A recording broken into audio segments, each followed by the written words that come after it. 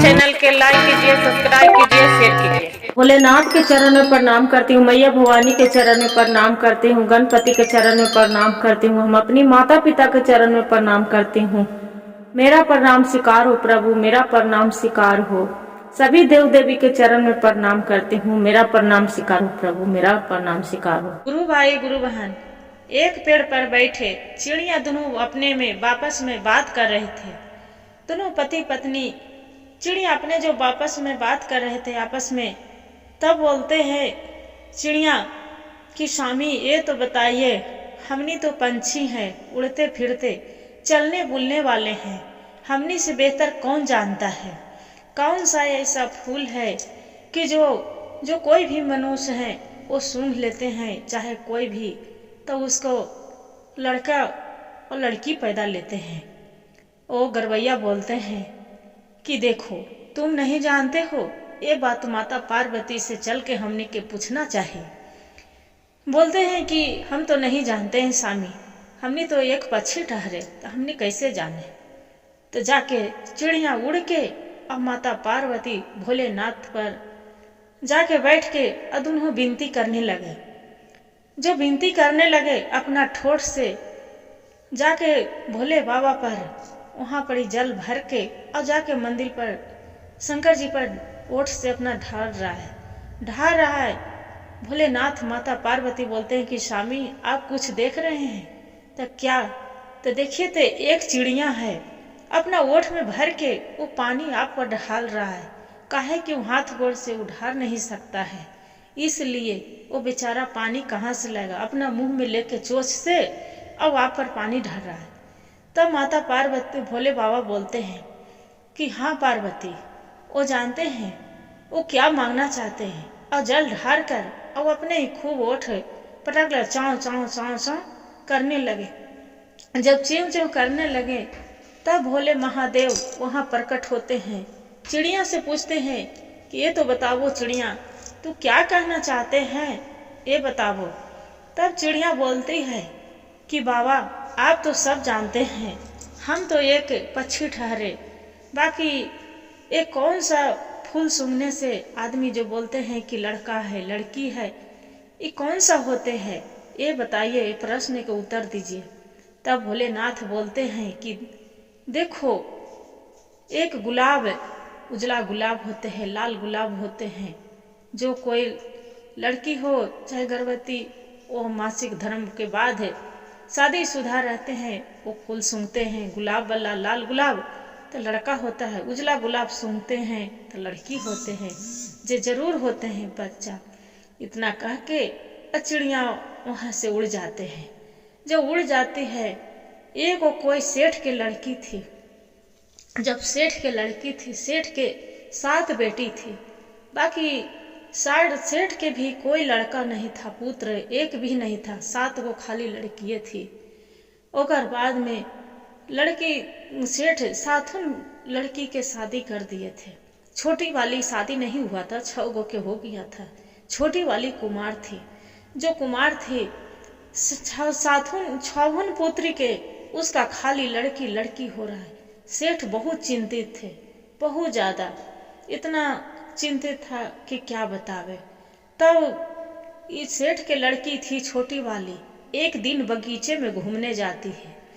जब बगीचे में घूमने जाती है तब वहां चिड़िया बैठ के दोनों पति पत्नी बतिया रहे हैं कि आप सुने, वो सेठ के लड़की के देख ली थी। जब देख ली थी तब चिड़िया बोलते हैं कि अपना पत्नी के, कि आप सुने जे कल भोले बाबा क्या बोले? तो बोले कि हाँ स्वामी सुने तो, कि कोई वैसा जिसका पुत्र नहीं हो रहा है, केकरो देखते हैं कि भोलेनाथ किसी को खाली लड़के देते हैं और किसी को लड़की देते हैं, तो वो अपना अपना कर्म के फल होता है। बाकी हाँ, ये तो कर्म के फल है, बाकी ऐसा तो नहीं है कि जैसे सेठ के भी एको संतान नहीं हुआ, लड़का हुआ, जैसी उसका पुत्री भी है तो 6 गो के खाली लड़की लड़की हुए हैं। सेठ तो रात दिन चिंतित रहते हैं। तब बोलते हैं, वो चिड़िया बोलती है कि जानते हैं, जो कोई भी लड़की, वो जो लाल गुलाब रहता है, तो उसका जो सूंघ लेते हैं तो उसका बच्चा हो जाएगा, लड़का पैदा लेगा, उजला गुलाब सूंघेगा, उसका लड़की होगा।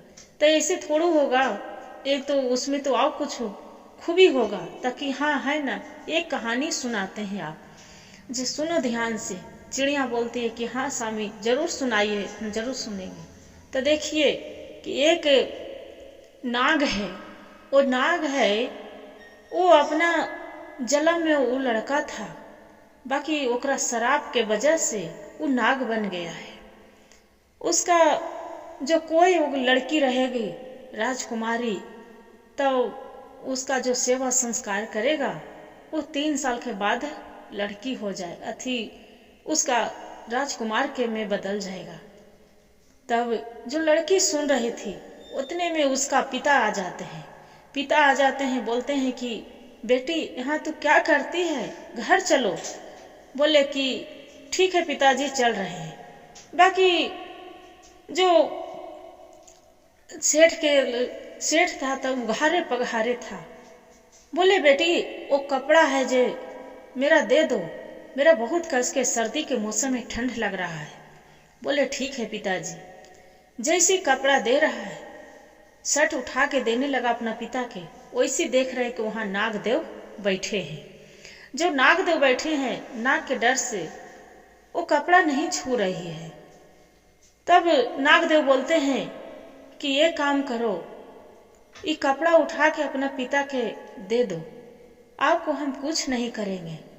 तो इतना बात सुनकर राजकुमारी बोलती है, सेठ की जो लड़की थी, बोलते हैं कि अच्छा नागदेव आप बोल सकते हैं इंसान की तरह। ताकि हाँ हम इंसान की तरह बोल सकते हैं। तब आप नाग कैसे बन गए?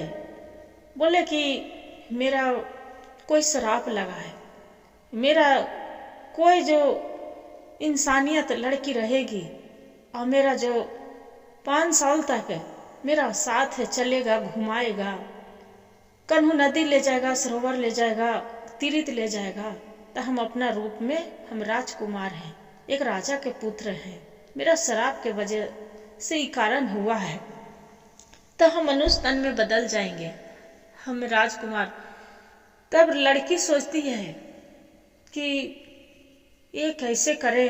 उसका पिता मना कर दिए, नहीं नहीं, एक राजकुमार नाग के कहाँ ले जाओगे, नाग सर्प है, एक काल वाला है, कहूँ ले जाएंगे तो किसी को डांस लेगा, किसी को मार डालेगा, तुम्हारा सब इज्जत करेगा। पिताजी उनको तैयार नहीं हुए। बाकी लड़की तो पर भी पिता के बात टालकर वो क्या करे कि नाग के कहूँ भी जाए, नाग के सगरो डोरियले चले। घर उसका पिता जबरदस्ती लेके जाके और अपना पुत्री के मार पीट किए। बाकी तो पर भी वो लड़की नहीं मानती थी। वो लड़की आके कहूँ भी ले जाती थी और नाग के साथे साथे खिलाना पिलाना घुमाना चलाना सगरो करते थे। छिपा के 5 साल तक वो लड़की अपना नाग के वो रखे रहे। जो 5 साल रखे रहे, एक दिन उसका जैसी 5 साल पूरने वाला है, तब क्या किए, बोले कि नागदेव आप यहीं पड़ी रुकिए, हम अपना घर से आ रहे हैं, मेरा पिताजी कुछ काम के लिए बुला रहे हैं, हम जा रहे हैं। एक काम, वो जो लड़की थी राजकुमारी, वो अपना घर चली जाती है। सेठ की लड़की घर चली जाती है। उसका बहन छवन थी, उसका अपना बच्चे खिलाने के लिए दे देते हैं। बोलती है कि एक काम करो, मेरे बच्चे धरो, हम थोड़ा सा बाजार से आ रहे हैं सामान लेके। बाकी बाजार से वो आएगी कि वो सोचती है कि मेरी बहन तो पकड़ ले है, इसका छटपट लग रहा है कि ऐसा न नागदेव कन्हू चल जाए, नागदेव कन्हू चल जाए। उसका बहन के आते शाम बीत गया। वो बच्चा धर के पिछाड़ी बैठी थी। जैसी बहन आए उसका बच्चा देखे और बाद में जो लड़की राजकुमारी आती है, नागदेव के इधर उधर ताकते हैं। बाकी किसी को नाग के नजर नहीं पड़े। बैठ के एक पेड़ तर बैठ के रोने लगती है। जो राजकुमारी रोने लगती है, भोले बाबा की आराधना करती है कि हे भोलेनाथ, हम 5 साल से ये नागदेव के हम देखभाल किए, साथ में चले, उनको चलते हम मार खाए अपनी बहन से, अपनी माँ से, हम अपने पिता से रोज गाली खाए, लात मुका खाए। आज नागदेव कहाँ चली गए। बहुत उदास होके बैठी थी। जब उदास होके बैठी थी तब वहाँ एक बुढ़िया आए। माता पार्वती बुढ़िया के रूप में बोले, बेटी क्या हुआ, किस लिए तो उदास बैठी है। तब बोले कि हे माँ, क्या बतावे आपसे, यहाँ एक नाग रहते थे। वो नाग के कारण हम अपना माता पिता से हम गाली खाए, बात खाए, हम अपना बहन से हम सबको झगड़ा किए, लड़ाई किए, और रोज हम आके इनको 5 साल तक सेवा संस्कार किए, रोज खाना देती थी, सब लोग घुमाती थी, हम सबको नजरे से बचा के रखे। आज पता नहीं कहाँ चली गए छोड़ के। बुढ़िया अम्मा अपना ध्यान लगाते हैं। तब बोलते हैं कि बेटी, वो एक राजा के लड़का था, वो मनुष्य में बदल गया, वो अपना घर चला गया है, वो शादीशुदा को शादी कर लिया है, वो बाल बच्चेदार है, अब क्या होगा। बेचारी इतना बात सुनकर खूब बिलक बिलक के रोने लगते हैं। जो बिलक बिलक के रोने लगती है तब बुढ़िया अम्मा बोलते हैं कि बेटी तू रोवो मत, एक काम करो, ये एक फल देती हूँ, 3 गो आम, ये आम ले जाके तुम एक चरखा देती हूँ, ओजे दरवाजे पर, राजा के दरवाजा पर जाके तू चरखा काटना, और चरखा काटते और आम के पेड़, एगो जो आम फल है, ये आम के 2 टुकड़ा कर देना। जैसी अब जो राजा से, रानी से तू यही शर्त रखना कि जो राजा के साथ है एक रात मेरा बात करने के लिए उनको कमरे में हमको इजाजत दे दीजिए, तब ये फल दीजिए, देंगे न तो नहीं देंगे। बोले ठीक है। 3 गो फल और बुढ़िया अम्मा देके और राजकुमारी के राजा के दरबार खोजते खोजते खोजते, मंत्री दरबान सबसे पूछते पूछते पूछते राजा के द्वार पर पहुंच गए। जब राजा के द्वार पर पहुंच गए, रानी जो थी राजा के, बाकी अपना खाली माता पिता से प्यार करते थे, एक रस राजा साहब से उतना कोई प्यार व्यार नहीं करती थी, कुछ भी नहीं, खाली धन संपत्ति के भूखल थी। जो राजकुमारी जाकर दरवाजे पर चरखा काटने लगती है, काटने वहां पर ही राजा के पुत्र आते हैं तो बोलते हैं कि अरे यहाँ क्या हो रहा है, ये कौन आके चरखा काट रहे हैं। बोलते हैं कि राजा साहब, एक गरीब थके थकाए कि मारे थूरे यहाँ पर ही आए हैं, यहाँ रात बिताने के, मेरा जो विश्राम करने के मिल जाएगा जगह, तो आपको बहुत अभागी हूँ। बोले राजा साहब की कौन भारी बात है, हमारा तो इतना बड़ा दरबार है, इतना महल है, यहाँ पड़ी एक झोपड़ी बाहर है, गौशाले घर गैया बनाता है, वही एक कोने में आप भी रख के चरखा काट सकते हैं। बोले कि ठीक है। बेचारी चरखा काटने लगे। शाम हुआ, आम के एगो फल काट दिए तो आम के गुठली में से पूरा इतना झकदार सोना चांदी की आंख नहीं ठर रहा है, चमकते पूरा दिख रहा है। जो चमकते दिख रहा है सोने के हार, रानी बाहर निकलती है, गैया के गौशाले में एक रोटी जाके गाय के देती थी, गाय माता के जो देती थे। तब रानी सोचती है कि अरे ये तो आप क्या है। बोले कि रानी साहब ये तो सोने के हार है चमकते, तो ये हार मेरा दे दो। तो रानी साहब ये हार तो हम दूंगी, बाकी एक मेरा शर्त है, ये आप शर्त पूरा करिएगा। बोले कि हाँ जरूर करेंगे। बोलिए क्या शर्त है, बाकी हार मेरा चाहिए। बोले कि रानी साहब, राजा साहब एक रात के लिए मेरा राजा के साथ कच्छ बिताना चाहते हैं। बोले कि ठीक है। बाकी रानी बहुत चतुर चालाक थी, क्या करती है कि दूध में राजा साहब के नींद के दवाई डाल देती है, जाके वो हार ले लेती है और लेके रानी के ऑर्डर दे देती है जो राजकुमारी थी कि जाइए। राजा साहब के कच्छ में राजा घर में बैठे हैं, बाकी वहाँ जो राजकुमारी जाती है तो राजा साहब वहाँ सोने रहती है। जाके पलंग के सिरहाने बैठ के लड़की राजकुमारी यही बोलती है कि राजा के लिए जो एक नाक से हम मनुष्य तन में राजा साहब बदल गए, हम अपने आप को, हम अपनी माता पिता से लात खाए, मुक्का खाए, गाली सुने, बात कहें, सगरों छिपा के रखे। आज राजा साहब को जो मनुष्य तन में मेरा बाट नहीं जो है, आशा नहीं देखे, हम आते भर में राजा साहब अपना रात से आराम से सोए हैं, आराम से अपना पत्नी के साथ दिन काट रहे हैं, अब मैं बिलट बिलट के रो रही हूँ, इन्हें घूम रही हूँ, ऐसी बोल के बाकी राजा सूग बूग नहीं करे। लड़की राजकुमारी के लगती है कि ये राजा साहब मेरे बात सब सुन रहे हैं, बाकी कोई उत्तर नहीं दे रहे हैं। इतना फिर सुबह हो गया। ये जो रानी रहती है वो लड़की के बाहर राजकुमारी के निकाल देती है। फिर वहाँ पड़ी शाम हुआ, भोजन किए, वो हार ले ली। फिर शाम हुआ, चरखा काटने लगती है, चरखा काटने, और फिर बेचारी चरखा काट रही है। फिर दुआरी पर ऐसी बड़बड़ा रही है कि जो नाग के लिए हम इतना छिपा के रखे, तीर्थ घुमाए, धाम घुमाए, अब भगवान से प्रार्थना किए, भोलेनाथ से, आज उनको मनुष्य तन में राजा के राज आराम से आप सो रहे हैं, आराम से अपना जीवन बिता रहे हैं, आज हम दुआरी पर लात मुक्का खा रही हूँ, उनको भूखे प्यास से मर रही हूँ, ऐसी बड़बड़ा रही है। फिर दूसरा आम काट देती है। जो दूसरा आम काट देती है, फिर रानी निकलती है गौ माता के रोटी देने के लिए। तब देखती है कि अरे ये तो लग रहा है कि चमचमाते, कितना सुंदर लग रहा है कि चकमक पूरा कर रहा है, वो नथिया पूरा था। जो नथिया, रानी बोलती है कि एक काम करो, ये नथिया मेरा दे दो। फिर बोलती है राजकुमारी कि नथिया तो दूंगी, बाकी एक शर्त है कि राजा साहब के आपको कच्छ में हमें फिर आज रात बिताना चाहती हूँ। बोले कि ठीक है, चली जाओ, जे बाकी ये नथिया मेरा चाहिए। कितना सुंदर, हम जो नथिया पहनेंगे तो लगेगा कि कोई राजकुमारी से कम नहीं लगेंगे, कितना खूबसूरत दिखूंगी। नथिया ले लेती है और राजा साहब के क्या करती है कि दूध में घोर के फिर वैसी नींद के दवा वो रानी दे देती है।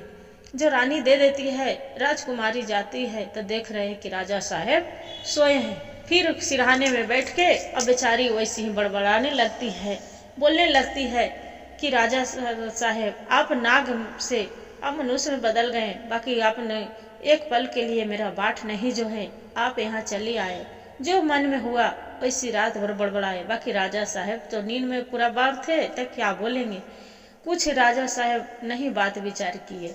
जो नहीं किए, फिर बेचारी जो राजकुमारी भगवान से आराधना करते हैं कि हे भोलेनाथ, आप कैसा लीला दिखा रहे हैं प्रभु, कि आप ही राय विचार दिए कि कैसे गुलाब के फूल सूंघने से क्या लड़का लड़की, अब आप ही रास्ता दिखा रहे हैं कि राजकुमार अपने ही शादीशुदा जिंदगी में जी रहे हैं और हम इनको चिंते में हम मर रही हूँ, मेरे जी के क्या फायदा।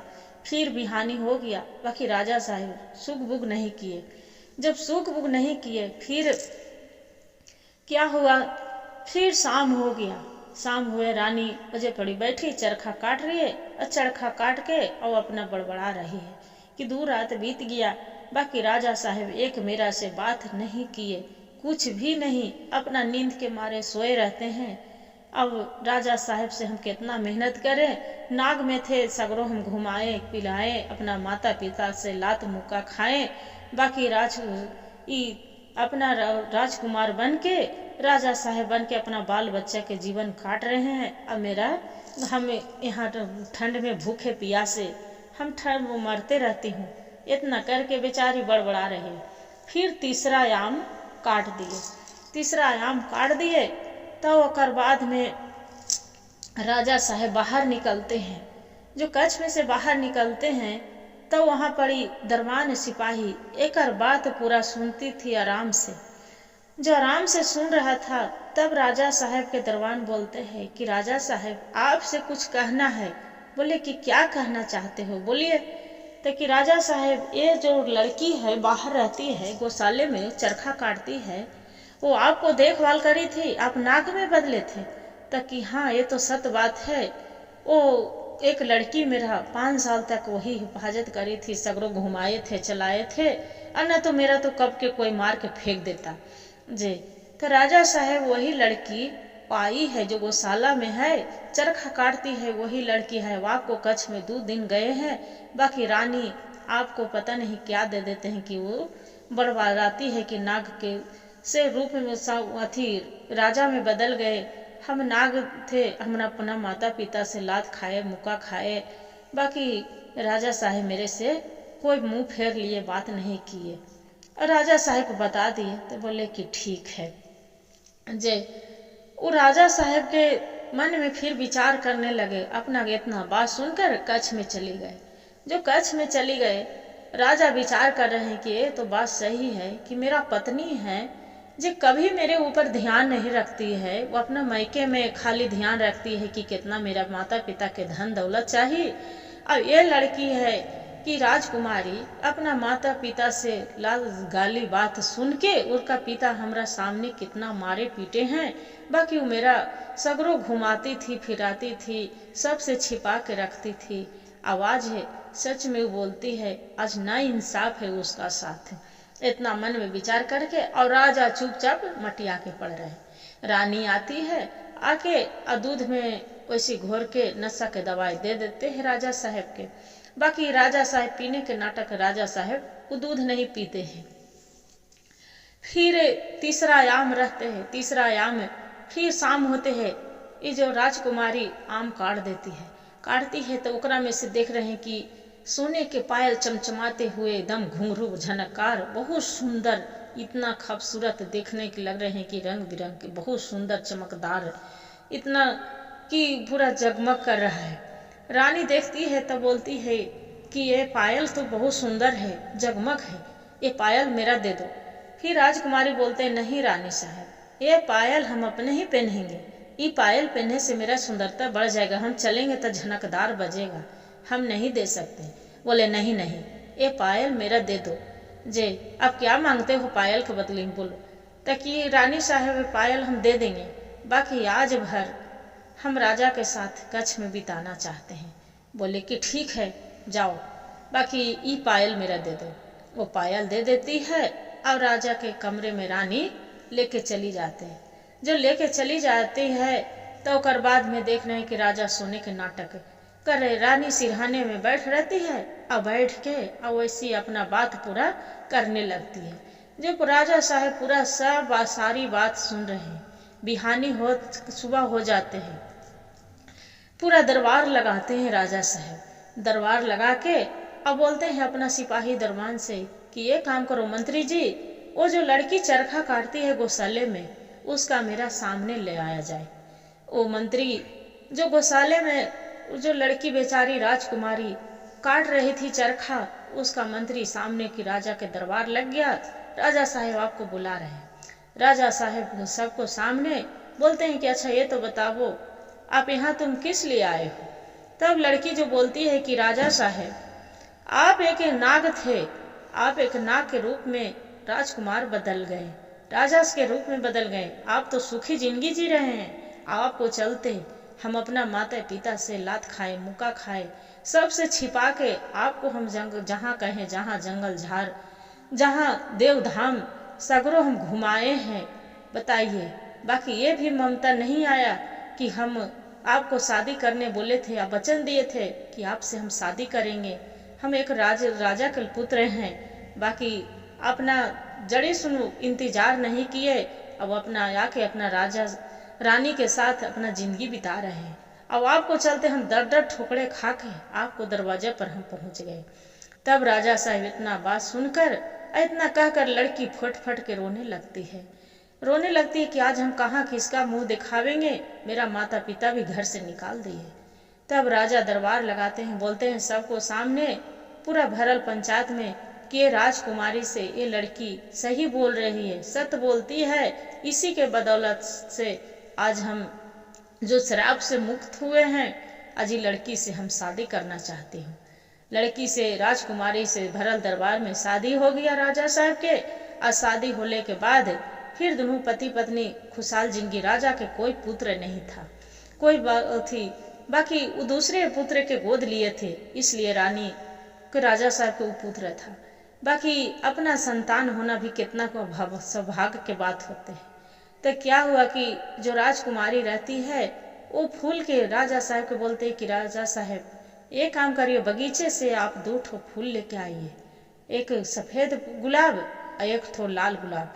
राजा साहब जाके बगीचे से दोनों फूल लाते हैं और रानी जैसी मानसी धर्म से मुक्त होती है, ठीक होते हैं, वैसी लाल फूल सूंघ लेती है, उसका गर्भवती रह जाती। जो गर्भवती रह के फिर राजा साहब को बोलते कि राजा साहब हम तो गर्भवती हैं, माँ बनने वाली। राजा साहब बहुत धूमधाम से खुशियाँ मनाते हैं, पूरा अथी करते हैं, मिठाई बांटते हैं नगर नगर में कि मेरी पत्नी गर्भवती है, मेरी पत्नी गर्भवती है, अपना पुत्र संतान होगा। 9वें महीना के बाद उसका राजा साहब के सुंदर सा पुत्र होता है।